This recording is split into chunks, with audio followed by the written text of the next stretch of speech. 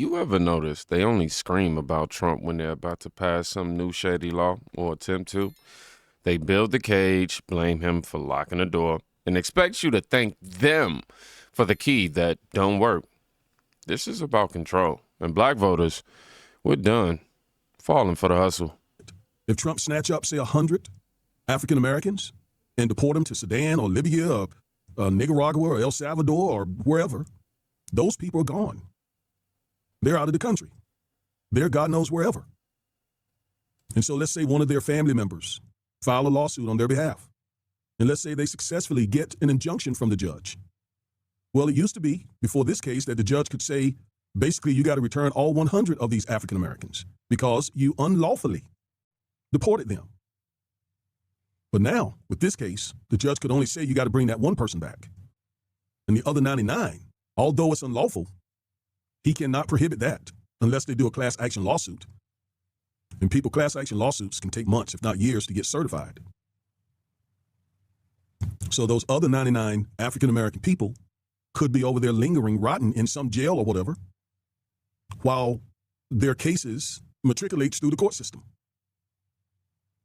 It's almost like saying you can't kill that man after you didn't shot him. Listen, this court case essentially said to judges, you cannot issue nationwide injunctions except for certified class action lawsuits, even if what he is doing is unlawful. So if you phrase the question this way, can Trump lawfully deport African Americans? The answer is clearly no. But that's not the question. The question is, can he deport African Americans even if it's unlawful? The answer to that question is yes, because there's nobody to stop him anymore. All right, I want that to be clear. This is not just about immigrants. This is not just about Latinos. This case went far beyond immigration. I hope I'm making this clear. This is not just about immigrants. This is not just about Latino immigrants. This case went far beyond immigration. It basically, at this point, jeopardizes all of our rights. All of them. Now, I'm going to take you to the case and I'm going to show you that. So Amy Coney Barrett, Justice Barrett, wrote the case for the majority, and she said that judges could no longer issue nationwide injunctions, even if what Trump is doing is unlawful. You may say, wow, yes, really? Wow, man. These people and their conspiracies. But here's what they don't say. If this were true, in terms of the fear that he's projecting, the left wrote the laws that made this even possible. They cheered when judges lost the power to stop federal overreach. They clapped when states lost authority to defend their citizens. Then they turned around and said, look what Trump might do. Not what he did, what he might do. They handed him the hammer and now blame him if the glass breaks. Y'all see this? That's not only fear, that's a setup, and we see it. And if it sounds, if you still think that sounds extreme, let me show you what they're getting you ready for. I want to step in because I see a lot of black people saying, well, they can't deport black people because we here. Honey, I know you don't think they're building all of these detention centers for immigrants. I know you can't think that. See, what happens is that, let's just say worst case scenario, they change the definition of citizenship to exclude your black ass. Now you are here illegally. And so the practice that they've been doing, running up on all these folks, they will now do to you. And they will put your ass in that jail to continue the tradition of slave labor that is already in the Constitution. They don't even have to change nothing for that. Yeah. And some people think that what I'm saying is some like real fantastical, impossible concept. It's not. The Supreme Court ruled in the Dred Scott case and basically said, black people do not have rights. We are not citizens. So if anything goes left, we don't get to fight it the way that the other folks do. If you are a free black man and you get kidnapped and taken down south, you don't get due process. You don't get to fight it. Like, you don't get none of that. You better hope that somebody come and help you and save you, but it's not written down in the Constitution that you have rights. Even though you were a free black man, you were still not a citizen. Because ultimately, they would define this often by your ability to vote at a certain point in time, your ability to own land at a certain point in time. So I know some people think that we've made it so far that these things cannot be reversed, and I just don't ever believe that. The fact of the matter is the 14th Amendment was only put in that Constitution in response to the Dred Scott case and after black people had fought in the Civil War. But you got enough black folks now who are willing to weaponize their blackness to go along with white supremacy that they would help them come up with a definition that included them. This is why I keep saying we are at a crucial crossroads for what black identity is in this nation. And folks are going to be forced to choose. Am I black or am I American? Wow. This right here, this is what weaponized confusion looks like. She's not educating, she's gaslighting, twisting history on top of the lies so it can hit harder. She mentions Dred Scott like it still applies. She ignores the 14th Amendment, the Civil Rights Act of, 1866, and every Supreme Court ruling that codified black citizenship. And when she talks about changing definitions, what she's really doing is laying the groundwork for more panic. See, when Democrats want control, they send out voices like this, not to inform you, but to unsettle you. Because a confused voter is a controllable one. She says, we're illegal. No, ma'am, we're not illegal. We're inconvenient. And the moment we stop voting the way they want, they treat us like a threat. But don't let fear rewrite your identity, y'all.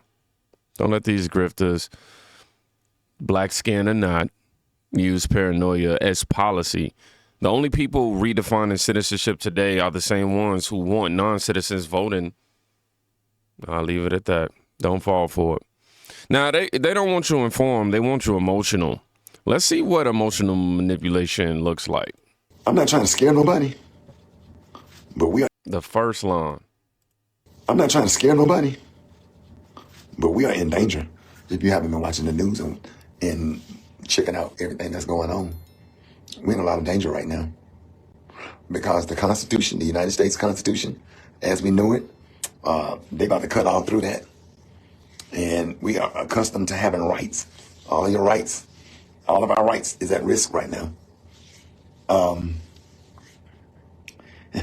That whole Make America Great Again, as far as this administration and the way he is going and the way things are going.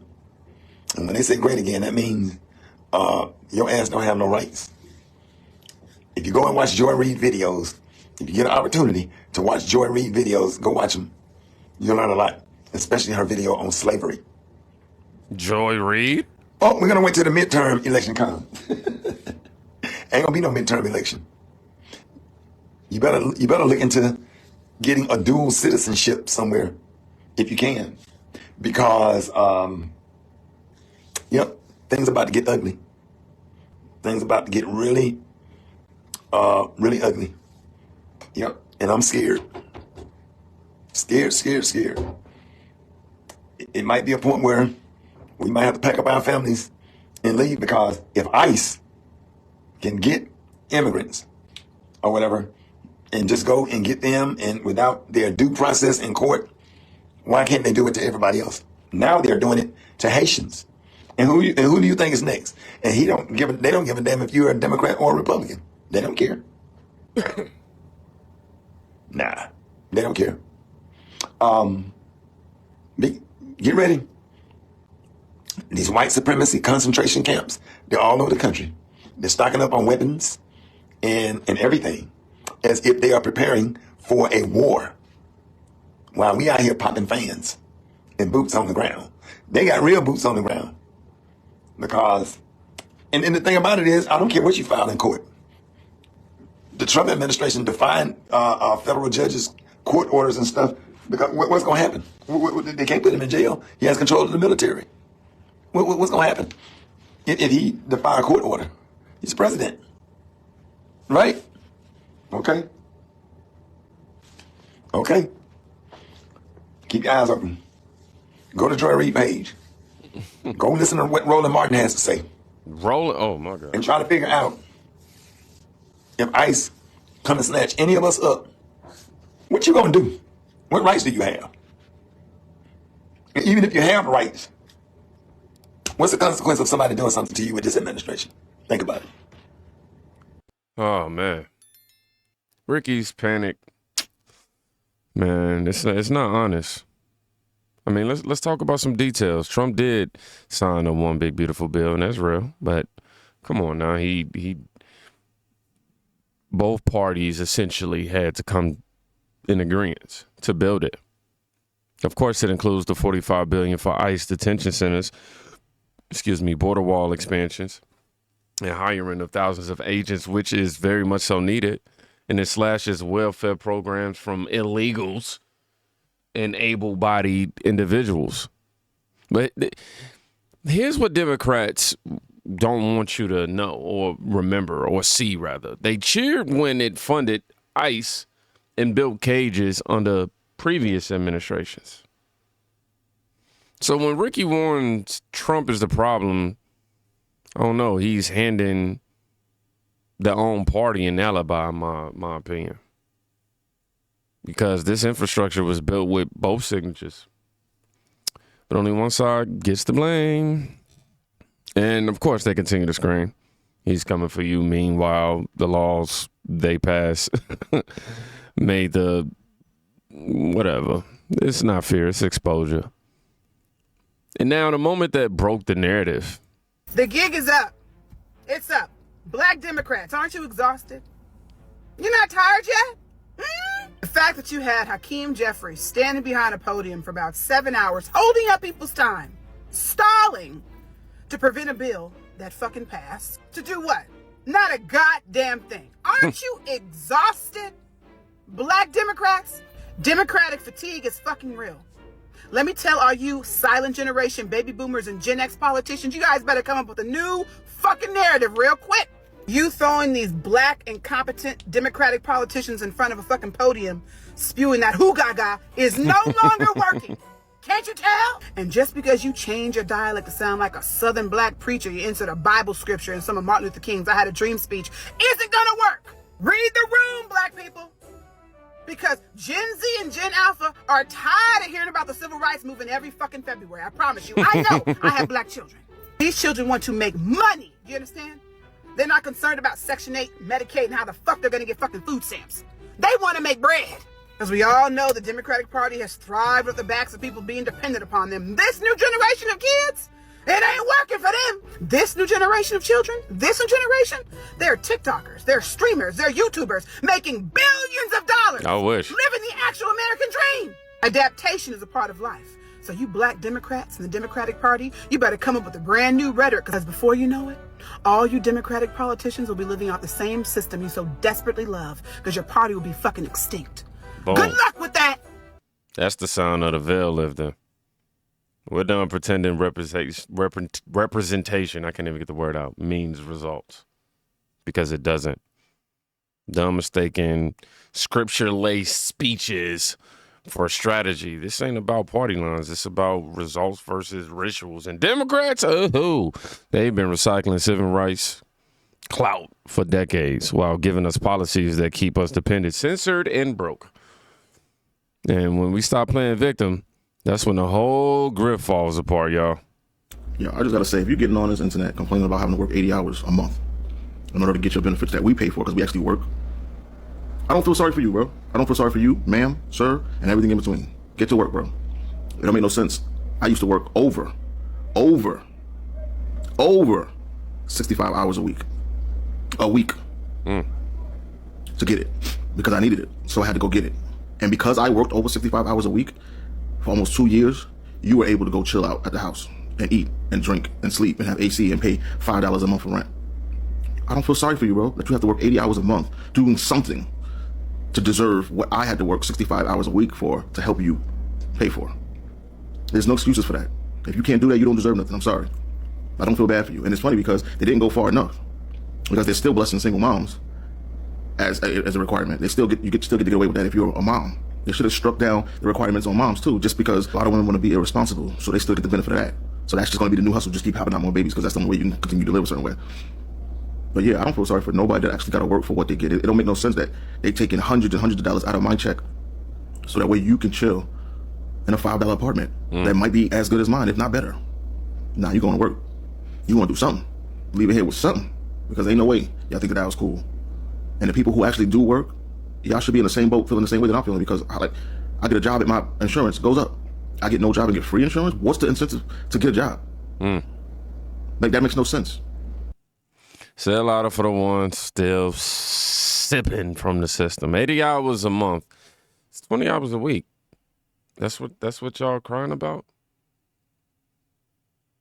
Meanwhile, real Americans out here pushing 65 hours a week so you can TikTok, for $5 a month on your government assisted programs apartment. These aren't rather oppressive requirements. These are minimum standards for grown adults. And the only people mad about work are the ones who've learned to survive on other people's taxes. And when they can't justify the laziness, they distract you with fear. And Indianapolis church. What I want to know is, how is it that Trump influenced racism? Yes, granted, he has said some cringy things, but so has everybody. See, the problem is, y'all keep looking at Trump like we think he's Jesus, and he ain't. But what I want to know, how does he influence racism when he was taking pictures with all the black folks before he decided to run for president? And everything that I'm about to say is receipts to prove it. You can get emotionally and get mad and spew how you feel up in the comments all you want to, but the proof is out there, boo. He put Jennifer Hudson in his hotel for free to protect her when her family was unloved. He's very close friends with the Jacksons. Their families was barbecuing together. A black woman showed up at the Trump Towers when he was doing a speech, and she wanted a job there, and all she did was open her mouth. He gave her an interview on the spot. Let's not forget about the time he let the homeless black woman stay in his hotel for free. And now this BBB fixing to put money in everybody's pockets and make people go back to work so we don't have to continue to take care of the abuse of the system when it comes to people just wanting to sit there and not do nothing but have a bunch of churn and live off of us for free. So refund it. I don't want to keep hearing this. For real. Because honestly, everything I said is proof out there. It's Googleable. Googleable. Yeah, man, I'm sure this is why she received a lot of flack. Look, she just listed the facts. Trump backed HBCUs. Trump dropped black unemployment record to record lows. You know what I'm saying? Like, Trump put black success over Democrat pity. But the moment we started thriving without their programs, of course, it's going to be called racism. Come on, y'all. Because the only black voices they reward are the ones asking for help. And just in case you forgot how Trump really viewed black America, here's the raw footage. I think today that a well-educated black person, male or female, has a tremendous advantage over a well-educated white person. And I felt that for a long time. And I hope that anybody in the audience that's black and is watching can hear me say this. And I'm talking now as a person that employs thousands and thousands of people. A well-educated black has a tremendous advantage over a well-educated white in terms of the job market. And I think sometimes a black may think that they don't really have the advantage or this or that, but in actuality, today, currently, it's a great, I've said on occasion, even about myself, if I were starting off today, I would love to be a well-educated black because I really believe they do have an actual advantage today. I think today that a well So everybody's responding, oh, he said educated black, white. He couldn't say black person. He did start off with black person. He even went on to say educated white. You won't hear this play on CNN. They ain't gonna play this clip. You know, he ain't doing no stuttering, no pandering. It was just straight truth. A well-educated black has the advantage. Meanwhile, the left says, you're helpless. This was years ago. This was before I was born, I think. Yeah, they say you'll be poor without them. They say success without their handouts is betrayal. So ask yourself, which one is actually rooting for you? Y'all be safe. Go check on somebody today. You can quite literally be saving their life. Peace.